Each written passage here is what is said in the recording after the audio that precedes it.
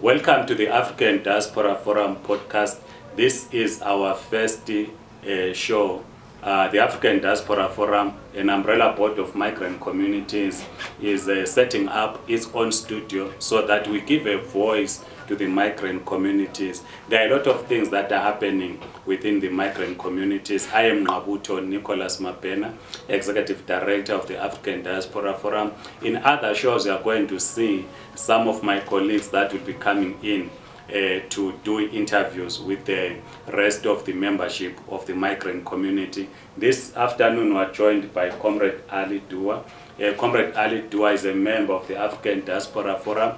He leads a commission on recruitment as we seek to mobilize migrants community into the African Diaspora Forum. He is an African from Malawi. Welcome, Comrade Ali. Thank you so much for having me on this interview.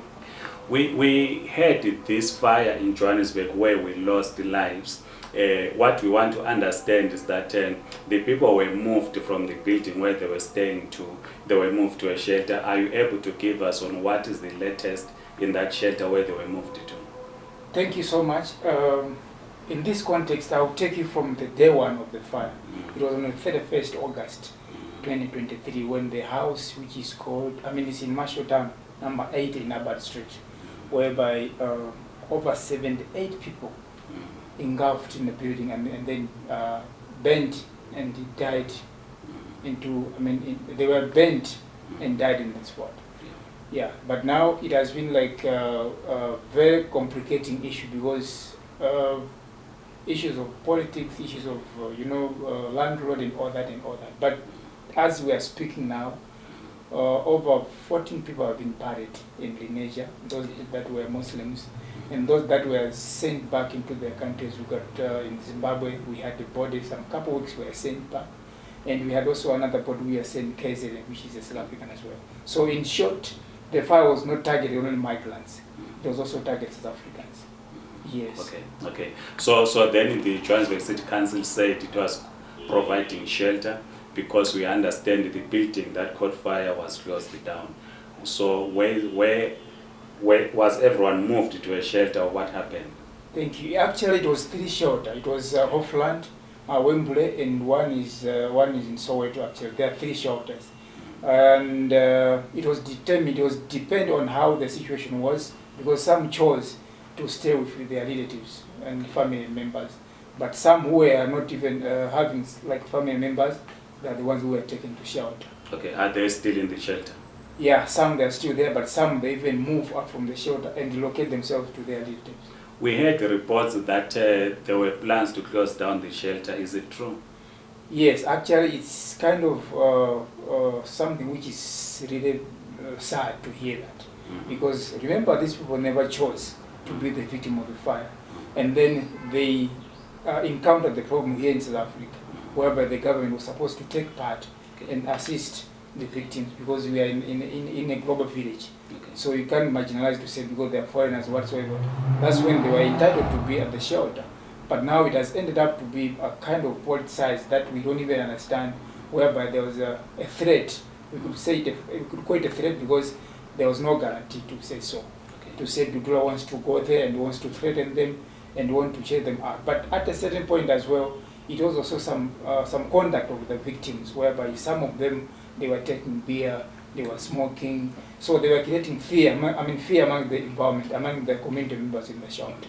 And we understand that in the fire, some lost their documents, Aslam documents, and other documents that allow them to be legal in South Africa. Has the Department of Home Affairs been assisting to reissue those documents? Exactly. Thank you for that one as well. Actually, it's really unfortunate that we have been late. It's a setback actually, because remember there are 3 or 4 nationalities. We've got Tanzanians, we've got Malawians, we've got Zimbabweans, and South African as well. But to be very honest, of course, the Home Affairs went to the shelter, and their motive was to say whosoever was involved in this accident, they must be at the shelter. But there are also speculations based on the background, how people being saved whenever they are going for processes of these Home Affairs papers and whatsoever. There is kind of irregularities where people ended up to be the victim in the process. So they had fear. So when they heard that Home Affairs is coming to monitor you or to visit you or to see how they can assist, people chose to run away from the shelter, which was contrary to their plan of helping them. Okay, but those that remained in the shelter were assisted by the Department of Home Affairs? Not that extent that they were assisted, they were just being written down. Okay, they took their names down? Yes. Okay, okay. And we have seen you using the ADF office where you are distributing some items, clothing and so forth. Would you take us through that? Thank you so much. It was really an upper hand when we were called by the director, I mean the chairperson of the African Diaspora Forum, and then he briefed the committee which is working on the ground in taking care of all these cases about the fire. When he announced to say, no, we are migrants, so we cannot despair ourselves from this incident. So we were given a room, not even one room, but rooms. You would rather use one room for office and use one room for the storage. Okay. It was really overwhelming for us as migrants. So what kind of assistance going forward do you think is needed from the African Diaspora Forum, from the stakeholders? What is needed currently?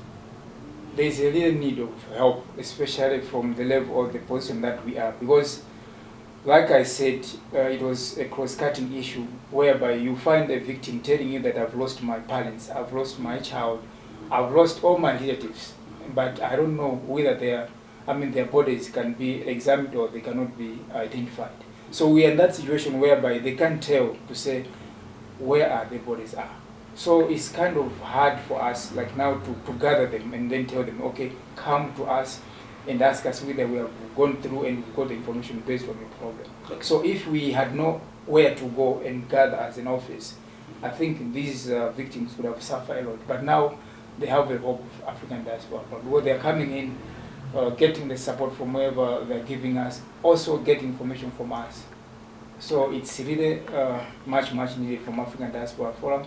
And also, as you asked me in the first place to say, are they saved at the shelter? So as we are moving on, the numbers are still decreasing because of the fear that has been created. But then when they told that you can come to ADF and then hear what is happening, they know where to go. So ADF is giving an upper hand on this. Amongst the people that are still in the shelter, are there some that are working? So people, do they go from in the morning, go to work, come back in the evening, or they are not employed? Actually, yes. Some, remember, before the fire, they were employed from other fellow migrants like Ethiopians, others Somalians, others even local as well. Now they chose, they have taken to the shelter, which is a distance of I don't know how many kilometers from here to there, but they are moving from the shelter going back to work, which is a long distance. Okay. Yes. No, thank you so much, Comrade Ali Dua. We will continue monitoring the situation. As I've said, that Comrade Ali Dua is a member of the African Diaspora Forum.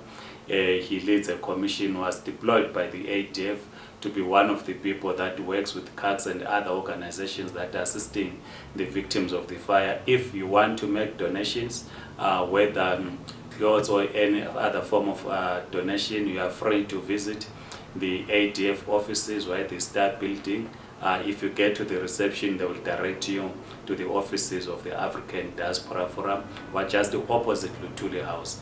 Would you want to give them your number? Yes, my number, thank you so much. My number is 078 748 0094. Okay. Thank you so much. No, thank you so much. Like I said, in some other platforms, you will be seeing some of my colleagues coming in to interview other guests. Otherwise, please like this video, subscribe, and do circulate. Thank you so much. Goodbye.